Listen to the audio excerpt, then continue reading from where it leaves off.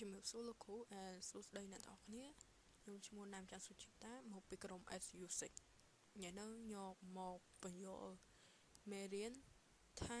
SIP G-SIP and B-SIP2 នៅក្នុងនេះដែរខ្ញុំនឹងបញ្យល់វាតាមលំដាប់លំដោយឲ្យអ្នកទាំងអស់គ្នាបានយល់ច្បាស់ដោយថាគឺគេប្រើប្រាស់វាសម្រាប់ combine នៅ file ឬមួយ directory ដែលច្រើនឲ្យវាទៅជា single directory ឬមួយ single file ដោយក្នុងថានេះគឺគេប្រើប្រាស់ដូចទៅខ្ញុំសូមនិយាយវាមើលសិនខ្ញុំនឹងធ្វើការ combine នៅភត្រាហើយនឹង result នេះចូលគ្នាដោយការ combine នេះខ្ញុំប្រើ command ថា .cvf ហើយនឹងខ្ញុំនឹងធ្វើការបង្កើត file មួយបង្កើតឈ្មោះ name file របស់ខ្ញុំដែលខ្ញុំដាក់ my backup to ថាដោយខ្ញុំប្រើយកភត្រា and result បូកចូលគ្នា ls មើលមកខ្ញុំទទួលបាន backup to នេះហើយដោយខ្ញុំឥឡូវខ្ញុំសាកធ្វើការ remove សិនដើម្បីយើងអាច unsave បានuncombine បាន sorry is uncombine ឥឡូវខ្ញុំ remove សិនដោយខ្ញុំប្រើប្រាស់ rm .r ភត្រា and result ls មើលថាវាបាត់នៅវាបាត់ហើយឥឡូវខ្ញុំធ្វើការ uncombine វាវិញដែលគេហៅថា extract ហ្នឹងខ្ញុំថា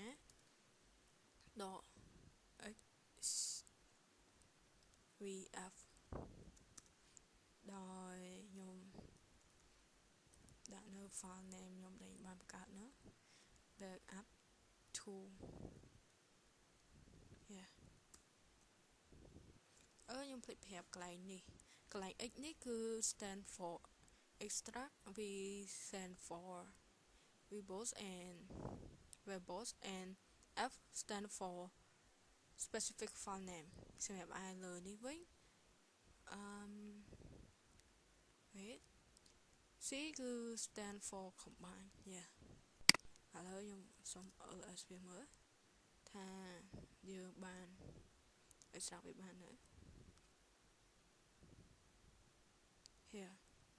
បាន extract វាមកវិញហើយបើយើងអត់មាននេះឥឡូវយើងមានហើយ and ទី2ដែលខ្ញុំចង់និយាយគឺ SIP គឺវាគឺគេប្រើប្រាស់វាចាំបាច់នៅពេលដែលចង់ copy ពី Linux ទៅកាន់ machine Windows ចឹងទៅវាងាយស្រួលយើងមិនចាំប្រើប្រាស់នៅ software ផ្សេងទៀតទេហើយនៅក្នុង SIP នេះគឺយើងអាចប្រើប្រាស់វាទាំង combine ទាំង compress ឥឡូវយើងទៅបង្កើត SIP ដែលយើង SIP .r my backup to ដាក់ SIP អូខេតែខ្ញុំយកដូចឥឡូវគឺភត្រាហើយនឹង result អូខេឥឡូវ ls មើលខ្ញុំទទួលបាន file zip នឹងអត់នេះ file zip របស់ខ្ញុំឥឡូវខ្ញុំធ្វើការ remove វាសិន remove ភត្រាមិញដែរ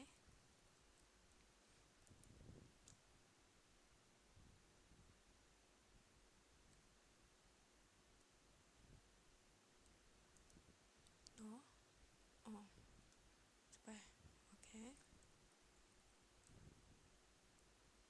enter ls វាមើលសិននេះគឺវាបាត់ហើយឥឡូវខ្ញុំធ្វើការ unsave វាវិញដោយប្រើប្រាស់ unsave ហើយដាក់ file name មក backup to .zip អូខេ ls ធ្វើវិញមកអូខេឥឡូវយើង backup បានហើយសម្រាប់ ការ unzip នេះគឺវាមាន2មួយដែលខ្ញុំធ្វើមិនហ្នឹងគឺសម្រាប់ default directory មួយទៀតគឺយើងចង់ដាក់ directory ណាក៏បានអញ្ចឹងខ្ញុំដាក់កន្លែង tab ទៅ unzip my back up to zip ចឹងទៅដល់ខ្ញុំប្រកាសដូរ d ហើយដាក់ temp អូខេ sorry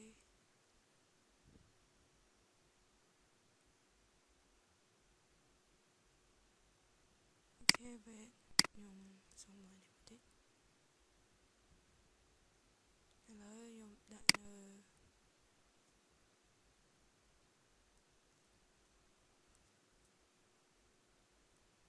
មកខ្ញុំសេខោសូខ្ញុំ unzip វាមក my back up to dot zip yeah តើមកខ្ញុំ d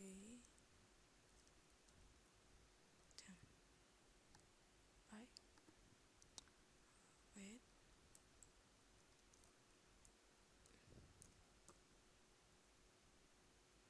អូខេឥឡូវយើងទៅឆែកវានៅក្នុង tab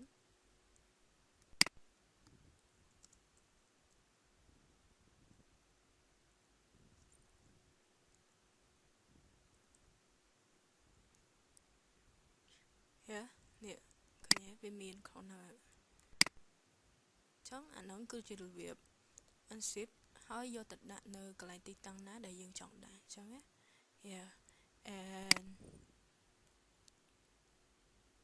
តបទៀតគឺ gzip yeah សម្រាប់ gzip នេះដើម្បីយើងអាចលើឃ្លាមួយសិនដើម្បីយើងអាច gzip បានយើងត្រូវ copy នៅថា file ថាសិនអញ្ចឹងខ្ញុំធ្វើ copy ដោយប្រើ command cp .r copy ហើយ